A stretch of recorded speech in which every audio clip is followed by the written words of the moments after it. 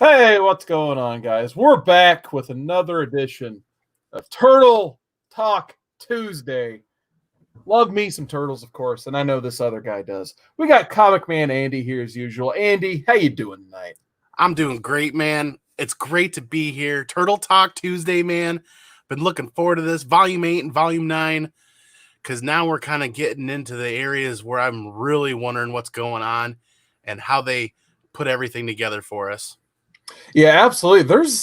And just before we get into the gist of this hardcover, I guess for the hardcover collectors, this is the Ultimate Collection Volume 4.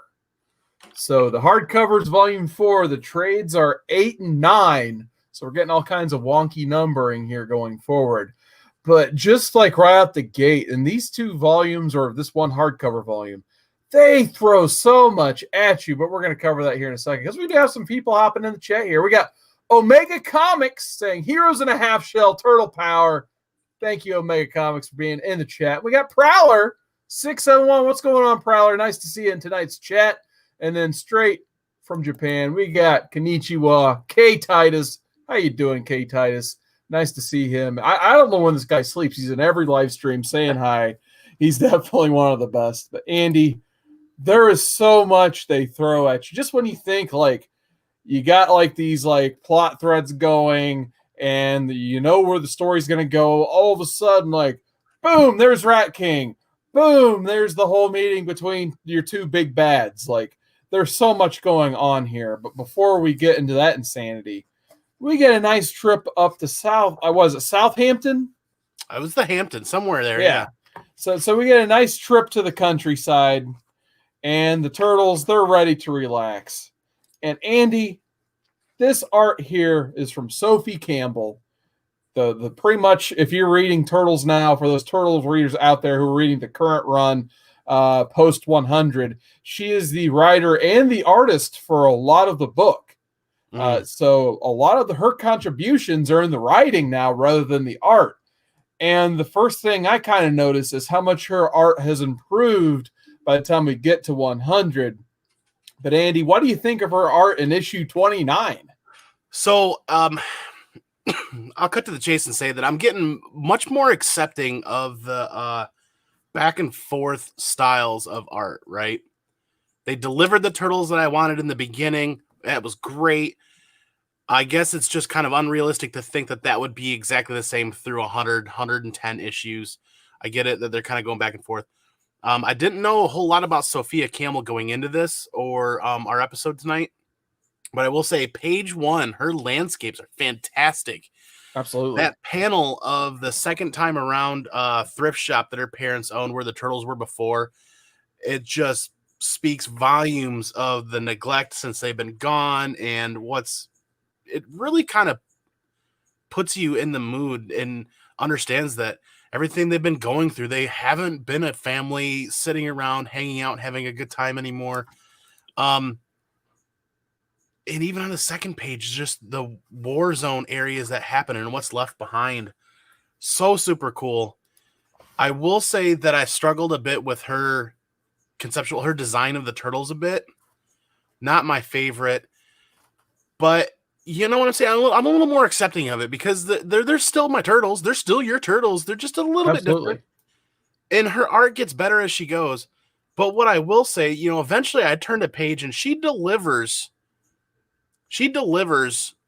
a form of April O'Neil worthy of a Ludacris song that's phenomenal. But I gotta tell you what, she hits the nail on the head with like the feminine figure for Alopex. Yeah. Because when I first meet Alopex, like I have no kind of idea gender, if there is even a gender assigned with a character like this, I'm not sure. But then she nails Alopex in this. She nails April in this. Her landscapes are fantastic. And then you see the progression of her turtles as we kind of go through this. So, and then it's was it Mateo? Who's the next artist on the next volume? Mateus Santaloco. Mateus. The art transition from volume to volume is a little more seamless this time around, actually. Yeah. Yeah. Yeah, I definitely overall, I really do enjoy Sophie Campbell's art. And like I said, you can tell she's grown so much as an artist from issue, what was this, 29 all the way up to the hundreds. And I kind of dig the way she does draw the turtles. It is very different. They do look like these like cutesy style action figures that you wouldn't normally see the turtles portrayed as. But really, I think she's aiming to draw the turtles at their most vulnerable, because they've been put through the ringer in City Fall, where they lost their brother for a while, and Leonardo lost his way, and Splinter got his leg broke by Shredder, and they're just in rough shape. So you can kind of see, like, right at the gate when they're traveling, basically what's the turtle van. They're going to Southampton in the turtle van, and they just look sad. They wear their bandanas around their neck, which I kind of dig that. Like, they're not ninjas right now. They're just a family. So they're just chilling out, hanging as best as they can. And later, like once you get into like her issue 100s, they're just wearing like normal clothes, like hoodies, sweatpants, and that stuff. Like they're kind of wearing their colors, sort of, but there's some panels where they're not. They're just wearing normal clothes, and you kind of have to guess which turtle it is based on the dialogue and the shade of green the turtle's drawn in. So I kind of thought that was a fun choice, to where, like, we're so used to seeing Michelangelo in the orange bandana and Raph in the red. Like, why wouldn't they just be wearing normal clothes after a while? So I think that's what, the thought process was. And yeah, she drew April really awesome. Like, she drew her like a normal woman. I mean, let's just be honest. So, and she even gets a little bit of a hairstyle later down the line that's different from our, well, actually, I'd say it's not too much different from maybe animated April. She gets that shorter hair that's, shortcut in the back. So maybe that's where she got that look from. But I want to say a special shout out in the chat to Stay Puff 1983. He says, I seriously need to catch up on my TMNT reading. Last trade I read was volume 13, which ended at issue 50. Yeah, it won't be too long. We'll be hitting that landmark fairly soon. But yeah, like, I mean, the things that are going on here, it's just a lot of character building, basically. Leonardo still isn't fully healed from City Fall. Like, he doesn't even call Splinter dad or father. He actually calls him Yoshi at one part. He's like, get out of my face, Yoshi. So there's definitely still a lot of damage done there. And like you said, we get Alopex has trailed the turtles to this farm because she doesn't really have anywhere else to go. You feel really bad for Alopex, and we finally start to build this character a little bit on her side, which she's not just a lackey of Shredder anymore. And you kind of feel that she's been put through a very similar situation that Leonardo went through. So I think you kind of start to sympathize with Alopex a little bit. What did you think of her and Raphael here? That was pretty good, actually. They start to tussle, basically, and he challenges her, if I'm getting to the panel quick enough here. Boy, is he suspicious, and rightfully so at first.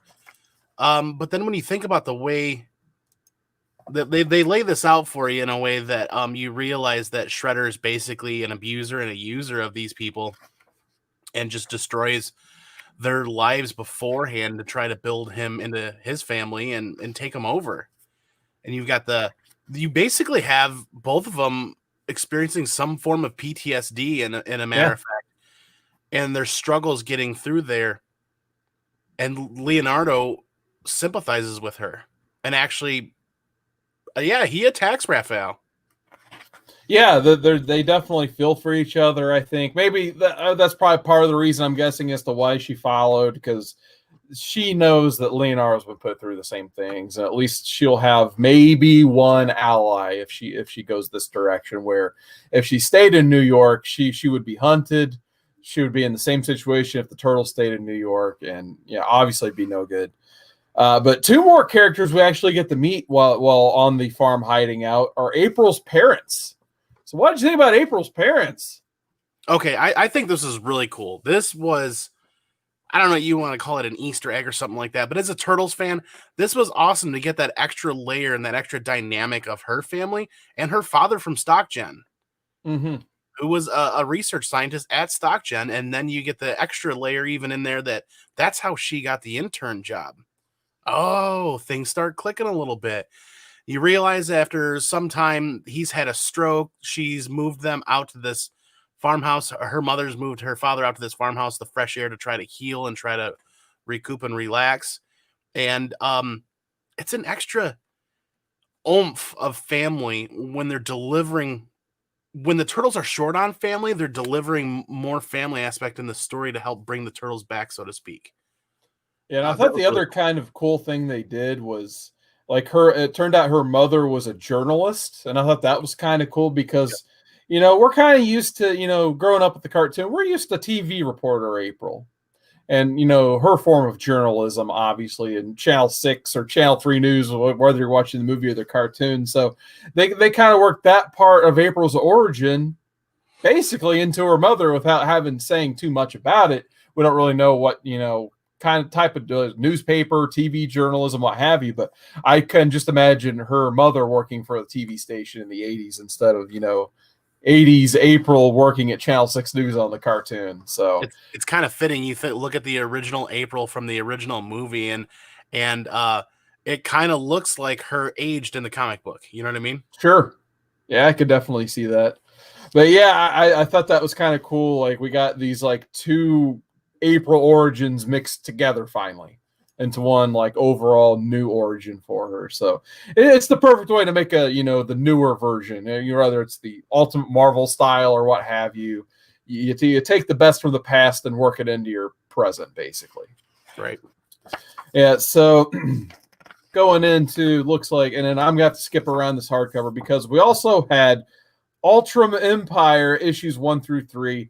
I did not get a chance to read those like last week or last time we were talking about like all the annuals and one shots and spinoffs.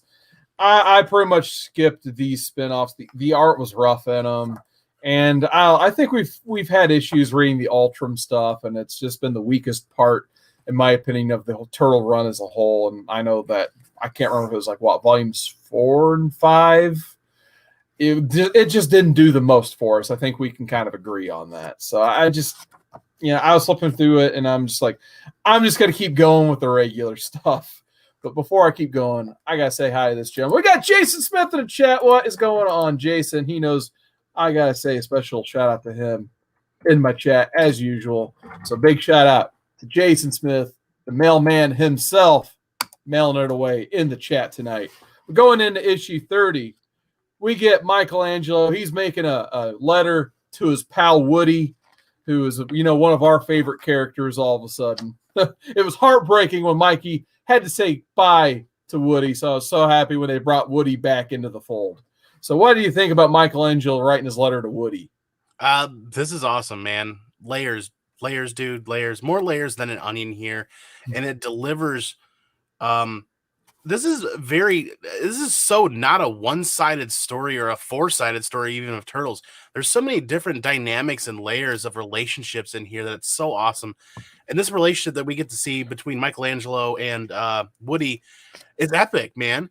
Two buds, sharing pizza, can't necessarily hang out. You got a pizza shop owner, you got a Ninja Turtle so they're constantly busy, but these cross sections where they get to interact add so much more to the story. And it's just a simple exchange of pizza and broship, so to speak. But it adds so much more than you'd think.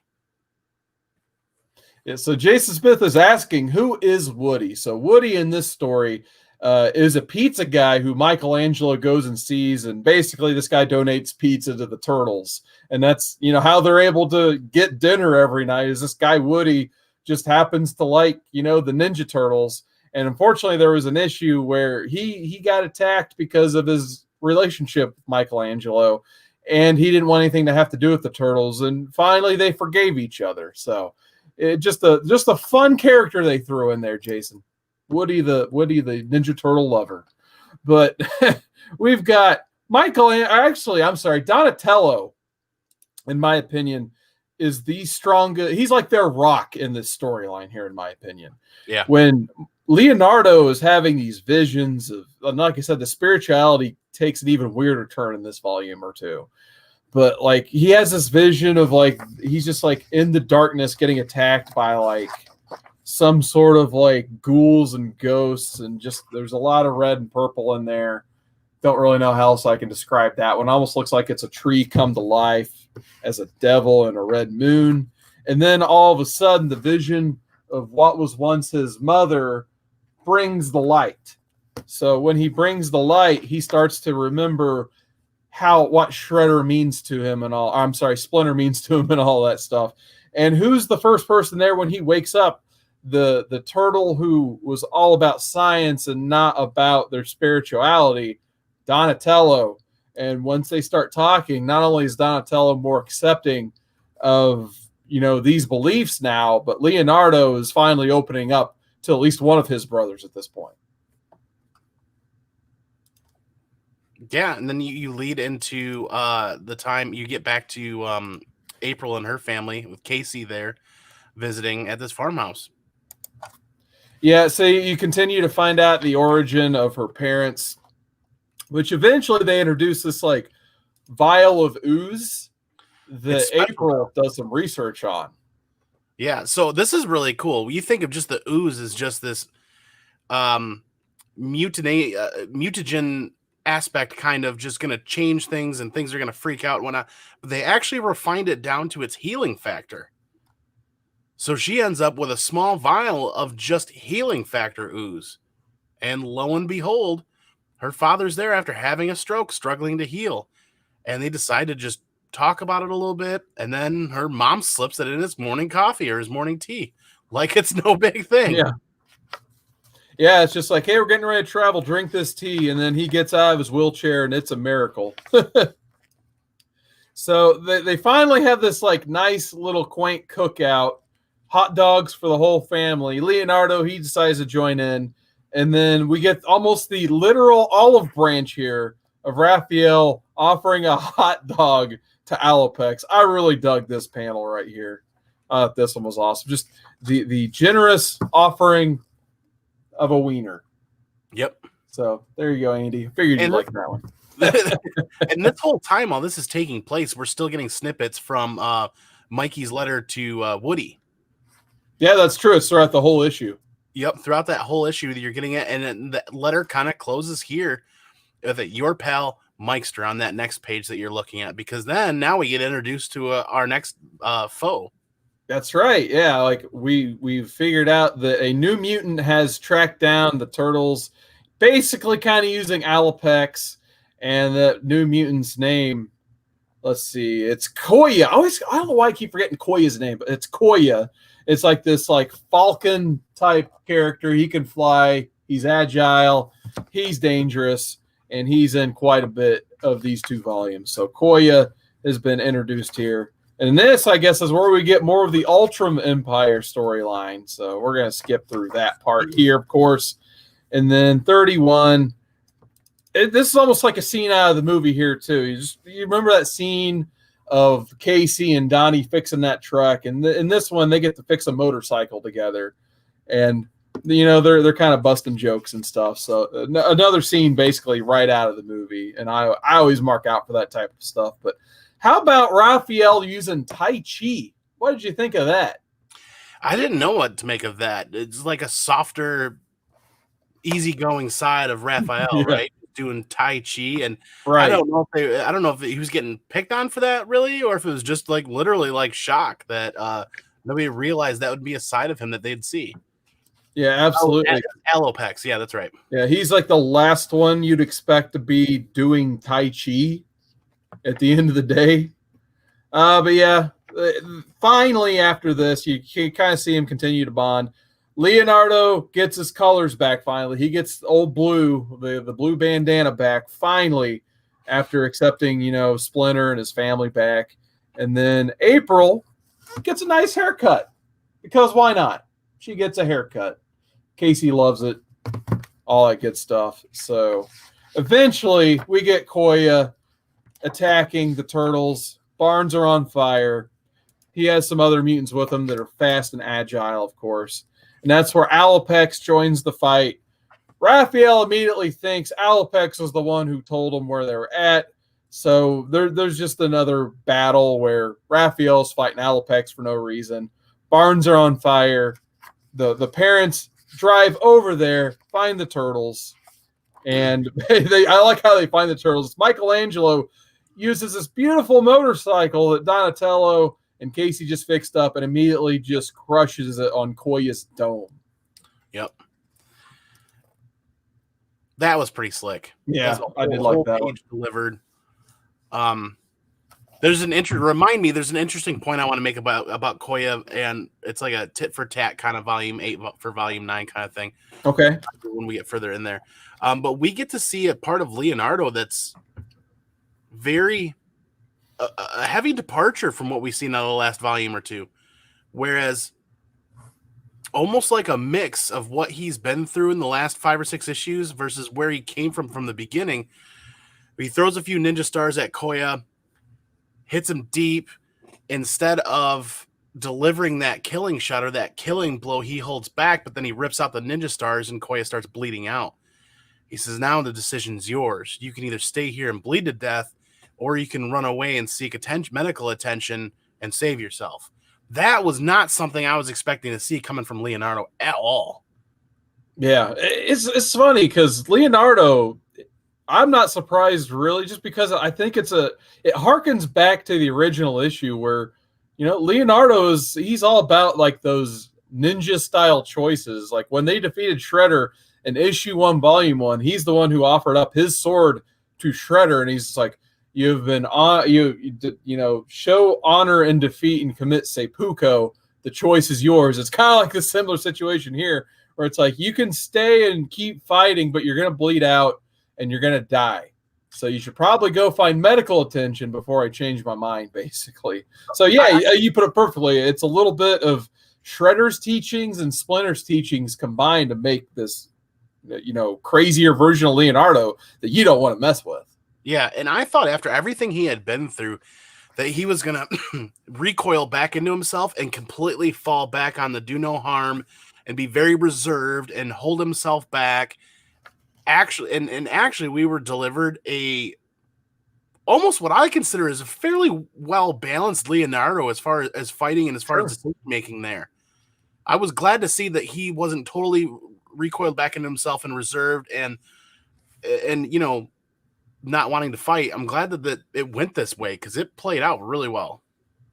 Yeah, for sure. And this is where they get the info dump to the parents of April, and they're kind of just accepting of it. They just they're not like really too shocked or too appalled by seeing Ninja Turtles for the first time. Like she's just like she literally just goes okay in the panel there when Splinter's basically like you gotta go. I'm so sorry for involving you in this, but it's not safe for you here anymore. And when a giant rat tells you need to leave, you should just probably go. So that's when they get the vial of ooze handoff and the miracle with her father happens and all that stuff. And then we would have got.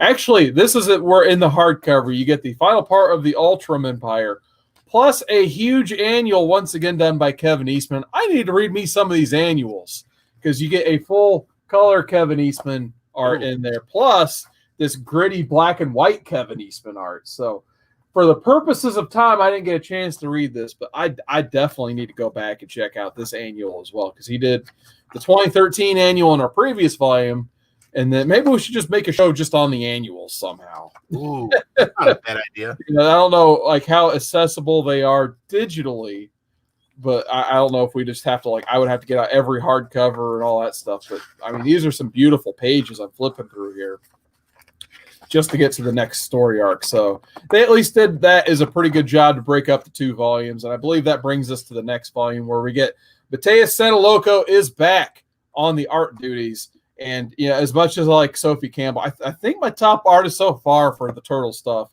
is Sanaloco for sure. I would agree with you wholeheartedly. I think he delivers more consistency and more balance. Yeah. But I'm going to be really interested in seeing how Campbell delivers going forward here now after some of the statements you've said. Absolutely. We got Free Key Louie in the chat. What is going on, Louie? Nice to see you. He says, I love being a turtle. Yeah, we all do, man. Thanks for joining the chat tonight. But yeah, this is the volume. Oh my goodness, they throw so much at you. The Turtles are back in New York. They're busting, perps basically on the street. You got Bebop and Roxy. They're just running around causing havoc at this point at the will of the Hun. And this is where you get into this like crazy storyline with the Hun and Shredder.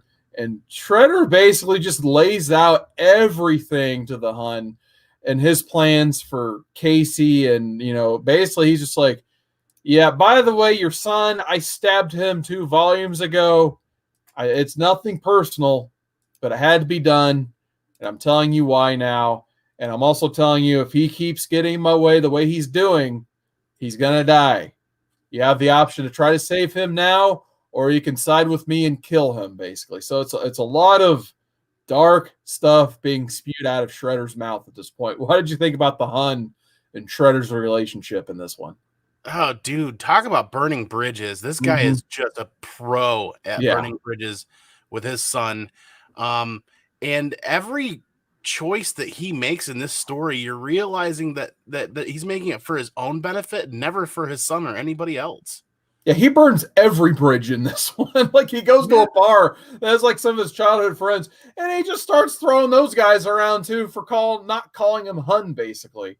Yeah. And then Angel is in this one. Like Casey's kind of not girlfriend because April says girlfriend, but this will probably be his girlfriend at some point. Weird relationship character. But yeah, she, like her father is the bartender of this bar. And yeah, Hun burns that bridge too. Like all the bridges are just burned from, if they're not a part of his Purple Dragons or the Foot Clan, he is done. And he pretty much, like when he crumples that picture of him and Casey and goes and has a fight with his son at their mother's grave, or / his wife, Casey's mother's grave. How much lower can you go than that? Like that's some pretty crazy stuff. That's pretty low. And you feel the weight of his decision-making and his terrible choices and his bridge burning.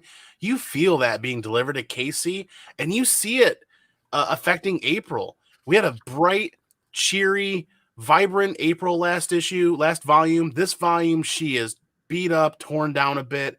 The volume opens up with the Turtles doing their thing back in New York, which is really cool. But then you see some of these choices being made and how it's affecting Casey as we go through this volume and how it affects April as well. Wow, that bright bit of sunshine that was in last volume just isn't there anymore, and it's kind of heartbreaking a little bit. Yeah, I mean, it went away quick, and you can just kind of tell, like, there's still a lot to do in New York. Like, they didn't just take a vacation. They had to escape. They literally had to escape, and this is what they were escaping. But they knew they had to face it, so they came back. And the other looming threat in April and Donatello and oh god, he always forget the doctor's name as well. Their doctor, they're working on preventing the Technodrome coming. There's a lot of hype and a lot of build for the Technodrome. So what are you looking forward to with the Technodrome, Andy? Oh, I'm trying to think of his name right now. I can see him. I'm on that panel. This is going to be a long, drawn out situation getting this issue with the Technodrome, but I think that's going to pay a lot of service to how serious that issue is, right? Mm-hmm, absolutely. This is the Technodrome isn't going to be a 1-volume thing and it's done and it's over with. As we know, we've been hearing about the Technodrome since volume 4? Oh yeah. So we're 4 volumes in hearing about this thing and how they want to attack it or take care of it and how big of an issue it is. And now we're finally getting into some of the tech. You really get to see Donatello really shining through in this issue because of that. Absolutely. And the doctor's name was Harold. That's it. When they're in Harold's lab, they introduce a couple things here. And number one is Angel's exosuit, but the other one is the one that feels the splash panel. You get Metalhead. Yeah. One of the best action figures. We all love this action figure as a kid. We all remember fighting Metalhead in level 2 of Turtles in Time on Super Nintendo. Andy, how much did you mark out when you turned the page and saw Metalhead? I was like, yes, dude, this is awesome.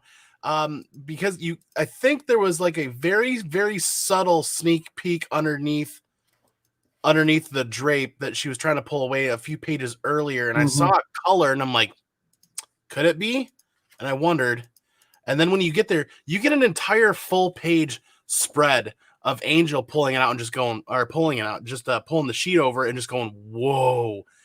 And it's super cool because the colors are on point. The shapes are on point. It looks like Metalhead, man. It really does. Yeah, so Harold turns on Metalhead just to show, you know, how good of a robot he is. He like adjusts a stool and then immediately turns his head, and he is designed to take out Stock Gin threats. And as it turns out, April O'Neil works for Stock Gin technically. Oops. And he loses his mind instantly. I like how Harold was talking about how he still has tweaking to do. He still has work to do. And Angel's like, is he supposed to be smoking like that? And he's like, oh, no, that's one of the improvements I need to make. I got to upgrade his motherboard or the airflow circulation through his head to keep it from frying. Sure enough, instantly fries, goes into rage mode. And I love the fact that you get what is essentially supposed to be a tool for them turned foe immediately in this volume, right? Yeah, that kind of like sheds a lot of light on this volume. There's a lot. I mean, City Fall is bad enough, but this volume does them no favors either. Correct.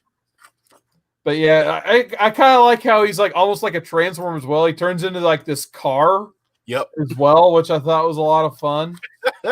But yeah, luckily he's still full of glitches. He's got a smoky head. And Angel, she's already like immediately taken to this exosuit.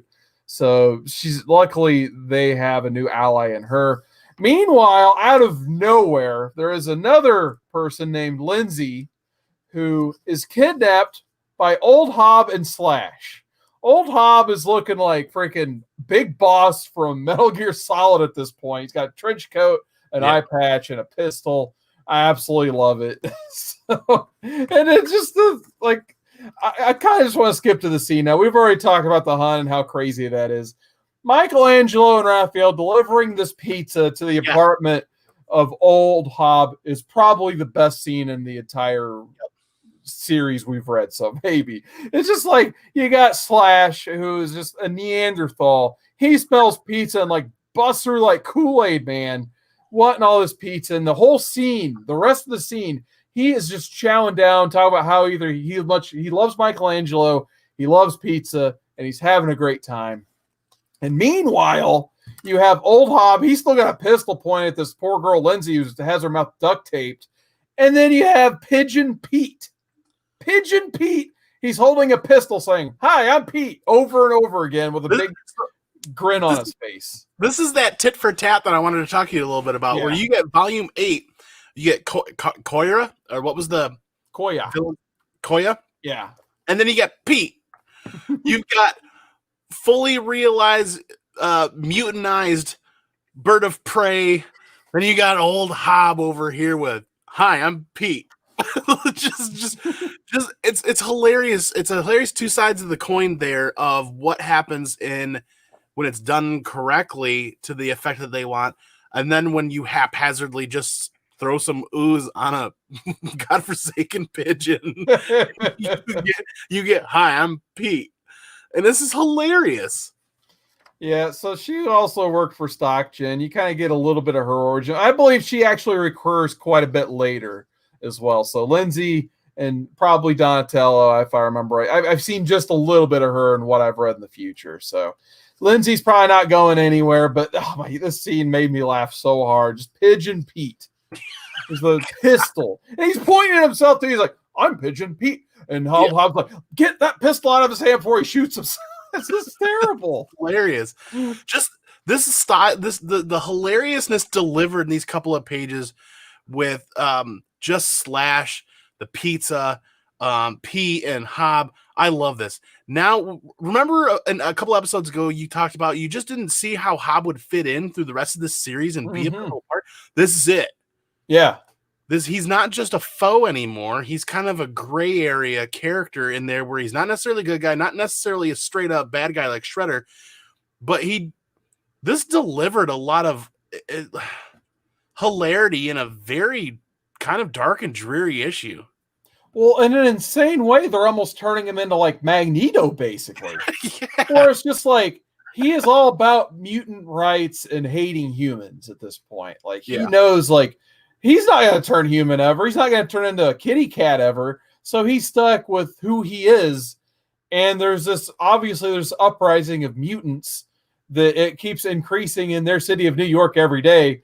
And he's just trying to figure out, like, at the very least, like, can I make my pal Slash think, basically, instead of just being this Neanderthal who likes Michelangelo and pizza. And he's willing to do anything to get what he wants, like Magneto in X-Men and that whole thing with the mutants. So maybe I'm the only one who drew that parallel. I'm not sure, but they have. No, I'm glad you did. I'm glad you did, because it makes 100% sense. Yeah, and like I said, just keep remembering that thought going through like the next 50 or so issues. He definitely inserted his place into this whole run, and it's really cool to see that play out. But we have a vial of Splinter's blood, and they just decide this needs to be injected in Slash, and Slash is like, I like Michelangelo, Slash help, and he just injects it into him like before they could even think further about it. And he kind of goes into a Hulk rage mode. They try to shock, but eventually he starts talking like one of the boys. He has thoughts. He can make sentences. Slash is a real guy now. I'm kind of sad, man. I'm kind of sad. They had they had a lot of debate going back and forth about having Splinter's blood and how they should do it. And she's talking about, well, Hob, we're going to have to upgrade your laboratory here. It's going to be 3 to 6 months. You got to have clean, sterile conditions. He's like, I don't know what you're talking about. We ain't got time for that. I'm not waiting that long for a mutant army. And while they're debating, Slash grabs that vial and goes for it. And I'm sad. I feel like I'm witnessing and watching the death of that lovable, cuddly kind of adolescent Slash, and now we're seeing him come to, or achieve his next level, and now he's fully sentient. He's fully, instead of being that 6-year-old or 7-year-old mentality, now he's full on up there with Hob and everybody else. Absolutely. So the first and the final, well, not the final, but next last page splash panel is just Raphael. He goes, where the heck do we go from here? Yeah. And I think that's where pretty much that plot thread leaves off. I think. I could be forgetting something, because I think it gets even weirder going forward. Yeah. And then you have pretty much Leonardo and Splinter. They're doing their thing. They're pretty much bonding together at this point. And this is where it gets super weird. But before we get Casey reuniting with April's parents in the antique shop, not too much happens there. But as we're going through the sewers with Leonardo and Splinter, that's where we get introduced to another new character in this. And it's probably the weirdest iteration of a character from the original stuff. That's the Rat King.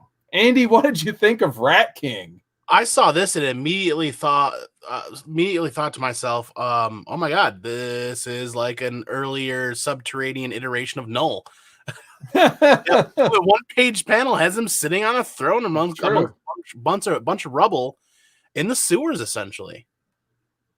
I'm like, yeah, I was kind of like, one of my main reasons I wanted to read this from the start is there are glimpses of Rat King later down the line, and I have no clue what's happening, what Rat King is. And I can say after reading this first appearance, I still have no clue what is happening. Well, I don't know either, and I'm not sure why he's delivered into the story at this time, but he's in another world. He's between their world and some other world, so he's not even on a plane of existence, really. He talks about being in like another world or some other dimension, basically, and he's pulled them there. But for what? I still don't even think that was answered yet. He kind of toyed with him for a bit and then sent him back. Yeah, and then there's this whole like imagery of Pied Pipers and rats, following where the Pied Piper's telling him to go, obviously. And he has this way of, putting Leonardo and Splinter into paralysis and covering them in rats, and he can eat rats without chewing. It's really creepy and gross.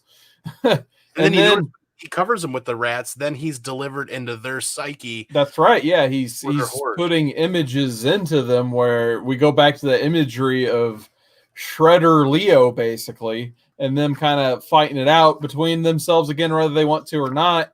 and Splinter ends up getting his, shoulder and arm cut by Leonardo's katana. And obviously, once they come back to their senses, he feels pretty bad about it.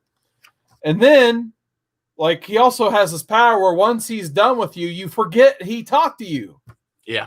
So that's the creepiest part of all. So it's like a little bit of like the Silent from Doctor Who, a little bit of Scarecrow, a little bit of Freddy Krueger, like all these crazy evil villains on top of Rat King that we know him about, him from the cartoon. Yeah, and the connection that were delivered here that I forgot about until I got to the panel is the Rat King is actually the brother of the voodoo witch that put Leonardo in Shredder's spell. Oh, that's right. Kitsune. Kitsune, thank you. Kitsune. So the Rat King is her brother. Yeah, and she's weird enough as it is too. Yeah.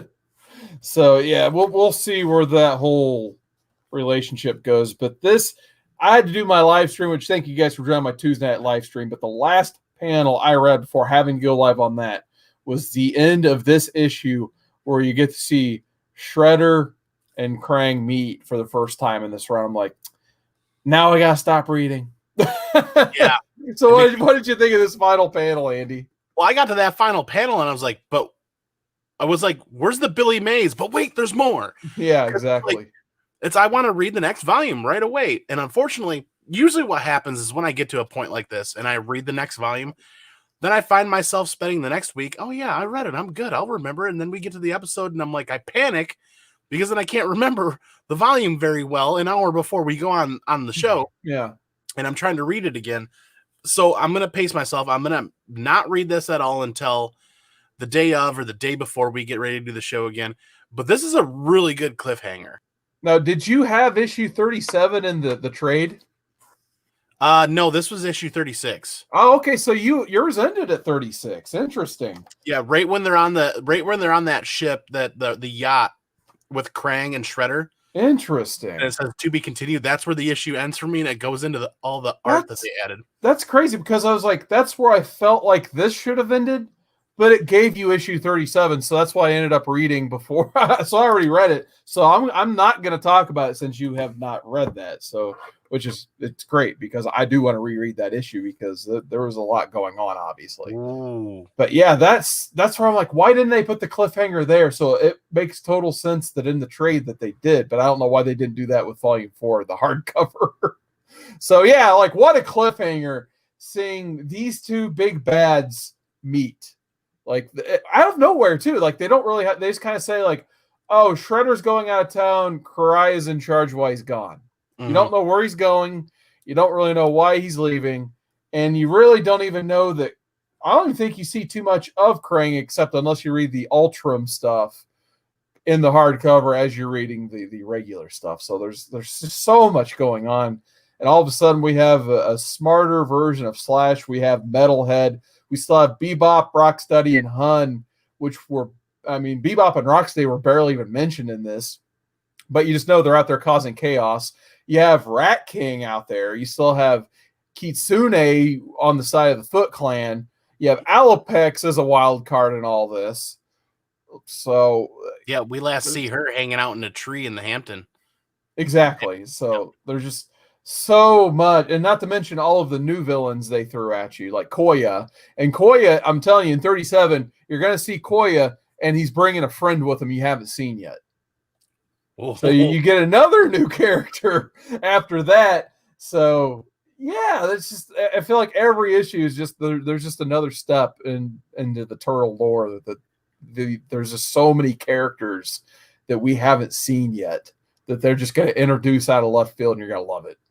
The only thing I need to know right now is why have they not made a Funko Pop of Pistol Pete yet?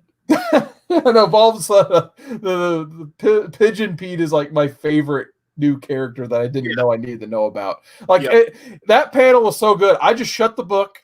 I went on Wikipedia. I'm like, who in the world is Pigeon Pete? Because I don't think he was. The only thing I saw from like the original series is like a little pigeon with a green bandana. I don't know if it's some sort of Easter egg or something fun they drew. And then like the newest iteration of the cartoon, he is in that apparently. So I don't know if that was from this or what, but I need to know more about Pigeon, Pistol Pete, whatever you want to call him. because that was awesome. My name is Pete. This is great, man. Once again, they hit a godforsaken grand slam when it comes to pacing and storyline and delivery.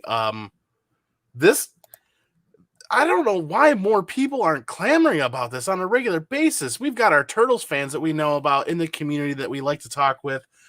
But, I mean, this is so masterfully delivered as far as pacing goes, and as far as, obviously, there's some artwork stuff that you and I have talked about that we haven't been tremendous fans of, and there's some ebbing and flowing there.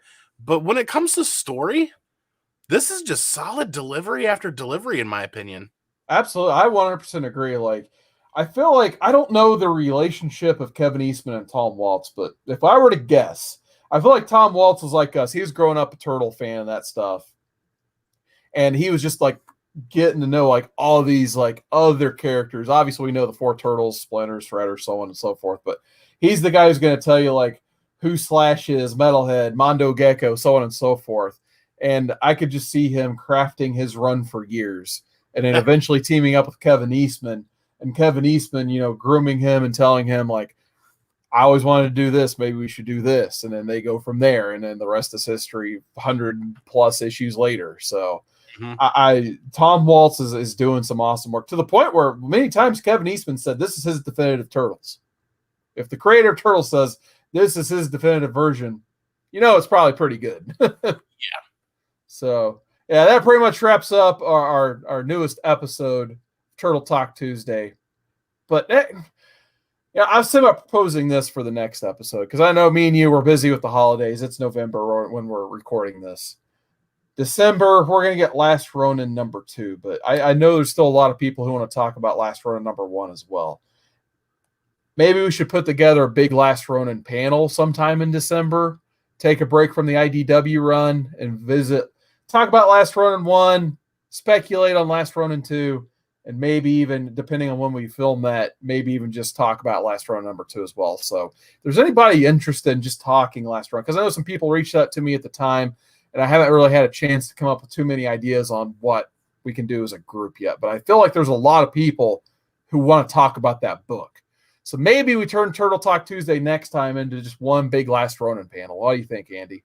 I like it a lot, man, because I think what the Last Ronin was going to be like a bi-monthly book. Yeah. I mean, we're going to be well into 2021 before we see this come to some sort of a conclusion. Absolutely. It's 5 issues, but it's bi-monthly, so you're talking 10 months. I feel like that is awesome. You can go Last Ronin. I mean, we were kind of flowing about every 2 weeks with this show so far. Mm-hmm. So, I mean, yeah, I feel like you just fit in Last Ronin and bump back the next part of the IWD run and kind of go from there. Yeah, I agree. Like I said, when I started this, I was like, we can keep going with the IDW, but I wouldn't mind taking the occasional break and doing something different Turtle related. As I know, like once you get into like reviewing these long runs, not everybody out there, like if you're lucky, maybe one person out there is reading this whole thing with us. Who knows?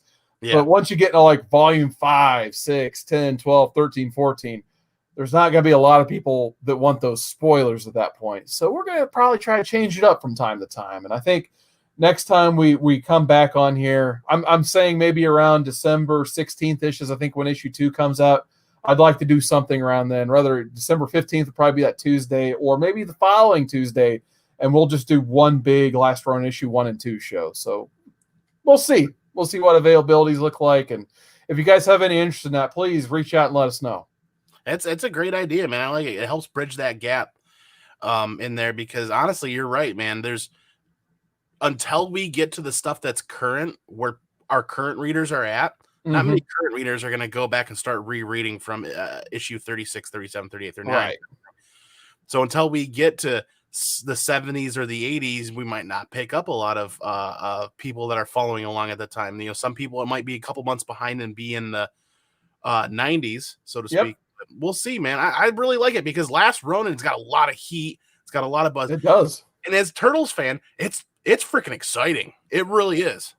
Well, everything has a lot of heat right now. That's the crazy thing. Like, I thought just like doing something showing like how crazy things have got from a speculative side. I know you like speculation, Andy, but like we were talking about Ninja Turtles Adventures miniseries #1, and that thing has gotten like nuclear hot out of nowhere, in my opinion.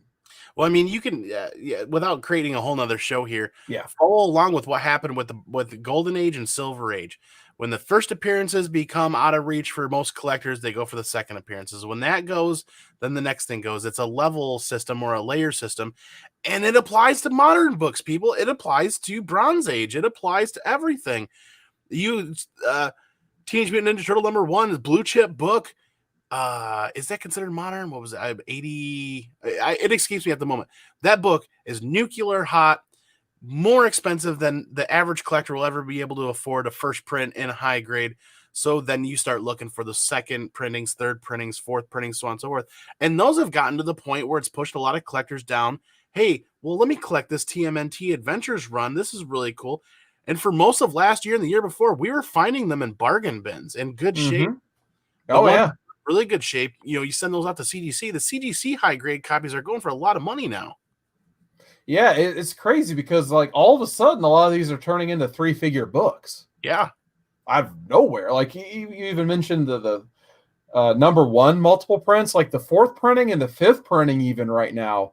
They're heating up out of nowhere. It's crazy. I can't think of another series that's been like this where, even your multiple printings have gotten kind of crazy.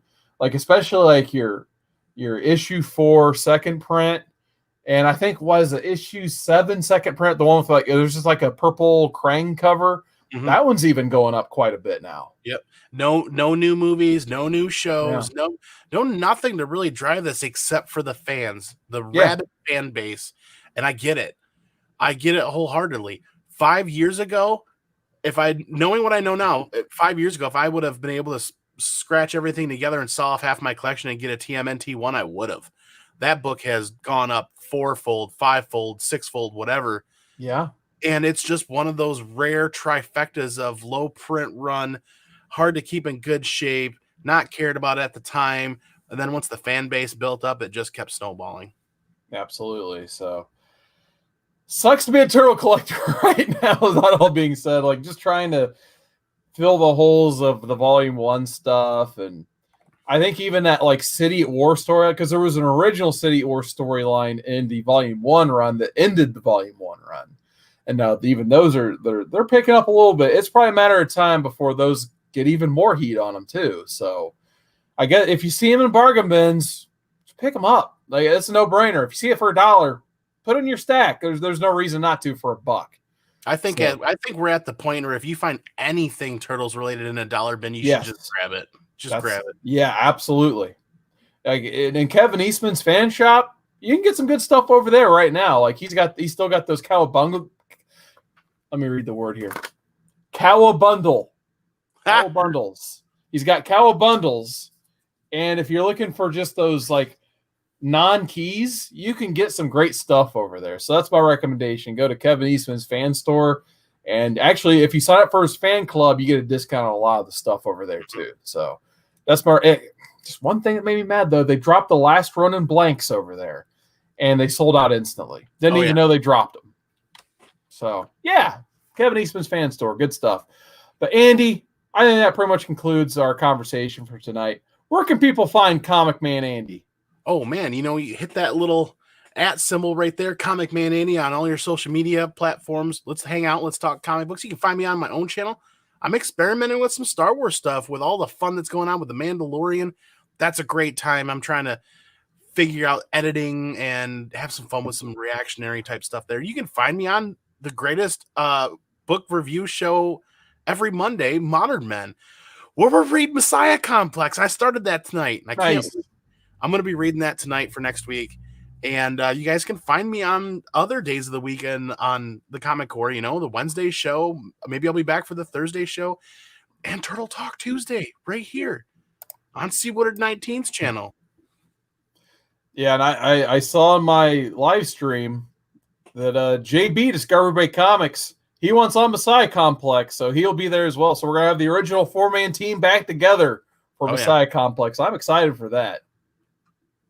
So, but guys, it's been awesome, and as usual, cowabunga.